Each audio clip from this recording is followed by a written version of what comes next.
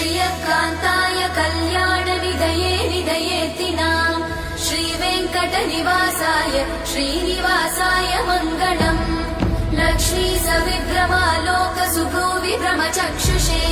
चक्षुषे सर्वलोकानां वेङ्कटेशाय मङ्गलम् श्रीवेङ्कटाद्रिशृङ्गाग्रमङ्गलाभरणाग्रये मङ्गलानां निवासाय श्रीनिवासाय मङ्गलम् सर्वावयव सौन्दर्य सम्पदा सर्वचेतसां सदा सम्मोहनायास्तु वेङ्कटेशाय मङ्गलम् नित्याय निरवध्याय सत्यानन्दचिदात्मने सर्वान्तरात्मने श्रीमद् वेङ्कटेशाय मङ्गलम् स्वतः सर्वविदे सर्वशक्तये सर्वशेषिने